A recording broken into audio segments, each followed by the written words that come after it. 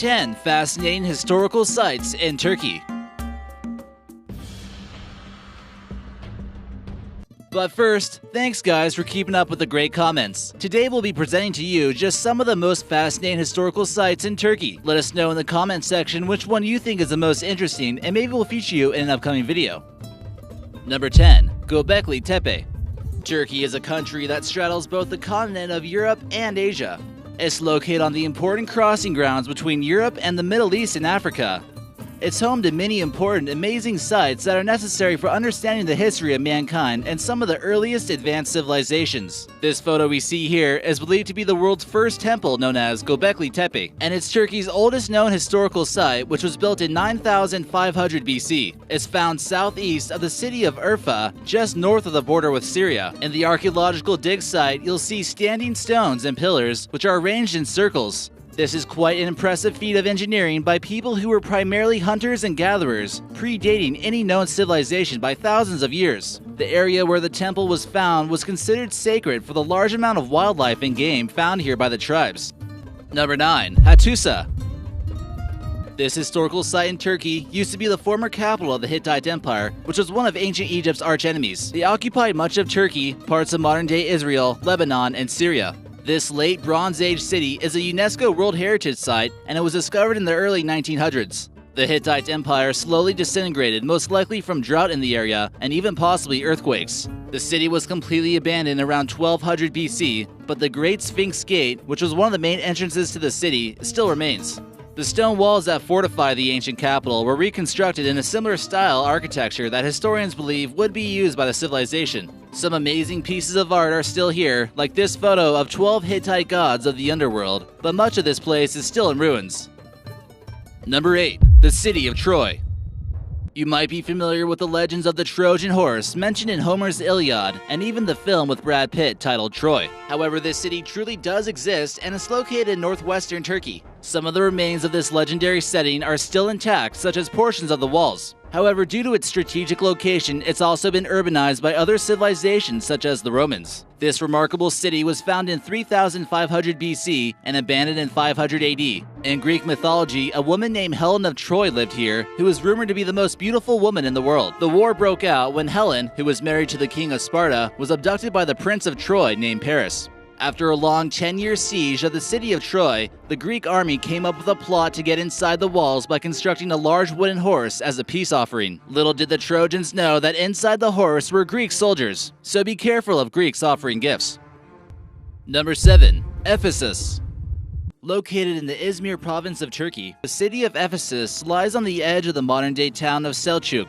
This is the location of where one of the 7 ancient wonders of the world, known as the Temple of Artemis, once stood. This was originally built by King Croesus of Lydia and was reconstructed 3 times before its final destruction. It was burnt down in the 4th century BC as an act of arson. Despite the loss of one of the biggest temples in the ancient world, the city of Ephesus continued to thrive under Roman rule while it profited from the slave trade. The Library of Celsus is an ancient Roman building here and was considered to be one of the Roman Empire's most impressive buildings. Considered to be the ancient world's 3rd largest library, some believe it was destroyed by an earthquake or even from a Goth invasion during the 3rd century AD. Number 6. Mount Nemrut. After the empire of Alexander the Great broke up, a new kingdom of Komagene was formed, which occupied a decent chunk of land in eastern Turkey. The king of this land, King Antiochus, built himself a large funerary monument to himself in the Taurus Mountains from 69 BC to 34 BC. This is still home to many fairly well-preserved statue heads that seem to be quite unique. It was excavated by a German engineer, Karl Sester, in 1881, and all the heads he found are still in their original condition and not restored, giving tourists a very authentic view. Many of the statues appear to be somewhat of a mixture between Persian and Greek gods. Number 5. Hierapolis.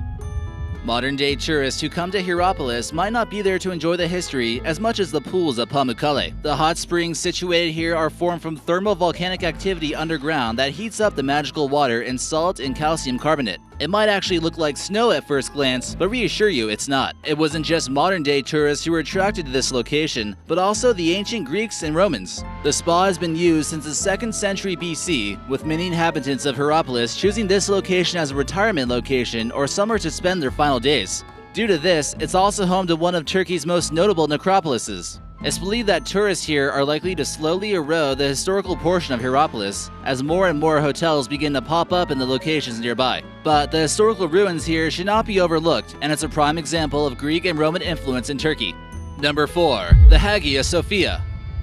As the Roman Empire split up, it was divided into two large pieces in 285 AD, as it was too vast to completely govern all provinces from the seat of Rome. This turned out to be a good decision, especially for the Eastern Empire, who were then dubbed the Byzantines. While the western part of the Roman Empire quickly crumbled into new states, the Byzantines prospered from trade and were able to construct the magnificent capital of Constantinople. The Hagia Sophia was constructed in 537 AD by possibly their most impactful leader, Justinian I.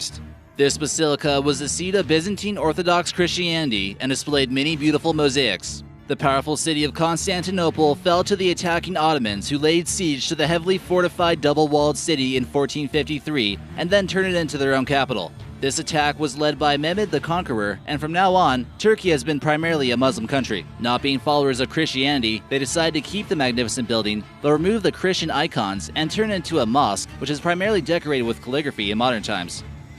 Number 3. Cappadocia. This region is known for its more arid climate and geological formations known as fairy chimneys. It didn't take long for man to realize how these geological formations could serve as useful tools. Built out of soft volcanic rock, this is a prominent landmark in the Cappadocia region in central Turkey and is known as Uçasaç Rock. The city of Uçasaç is known for its luxury hotels and this castle. It might not be the most striking castle in existence, but it's certainly a good example of how humans can transform landscapes. It's also the tallest point in Cappadocia. Christians began to build churches in Cappadocia as early as the 1st century AD. They began seeking refuge in these mountains, but also underground here, which this historical area is mostly known for. If you venture underground here, you'll see the Derinkiyu underground city that actually could have its origins with the ancient Hittites. But this place has everything a normal city normally does, including homes, schools, cellars, storage rooms, churches, and even livestock. This underground city reached its peak during 700 AD all the way to 1180 AD, while it was protecting Christians from marauding Saracens. Number 2. Topkapi Palace. After the Ottomans had secured Constantinople as their stronghold and established it as their new capital, Istanbul, they began to fortify it and build lavish palaces. The Turkish flag is displayed at the gates and is a proud symbol of their heritage. The Topkapi Palace takes up a massive amount of prime real estate in Istanbul, and the Sultan would have been able to see Asia from the top all the way across the Bosphorus Strait. This was in use for over 400 years until the empire eventually fell. It displays a wide variety of Ottoman architecture and now even houses historical and religious artifacts. It's actually the largest and oldest palace still accessible to this day.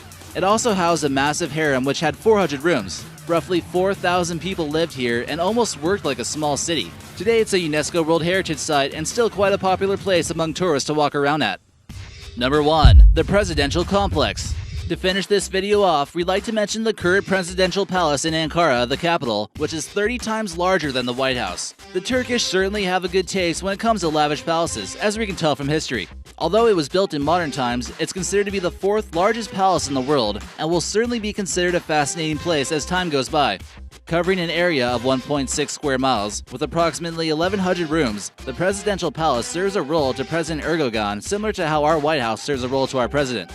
The supposed cost of this palace is $615 million, but others estimate that it's roughly worth $1.37 billion when it was built in 2014. This also might not include the rumored secret underground bunker where top secret special commands are given. Some even think a supercomputer that tracks past the potential enemies is located here. The palace has received quite a bit of criticism due to its lavish furnishing as a waste of taxpayer money, but others insist that it'll boost Turkey's reputation in the future.